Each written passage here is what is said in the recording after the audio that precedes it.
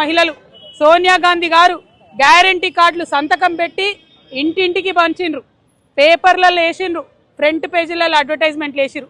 అవి చూసి సోనియా గాంధీ గారి ముఖం చూసి నమ్మి కాంగ్రెస్కి అధికారం ఇచ్చిండ్రు. ఇస్తే మరి మీ కోటేసినటువంటి మహిళలు మీరు మోసం చేసిరు, మీ కోటేసినటువంటి వృద్ధులను మీరు మోసం చేసిరు, మీ కోటు వేసినటువంటి వికలాంగులను మీరు మోసం చేసిరు. అందుకే ఇవాళ మేము వేల సంఖ్యలో పోస్ట్ కార్డులు తీసుకొని సోనియా గాంధీ గారికి మరి మేము పంపించడం జరుగుతూ ఉన్నది.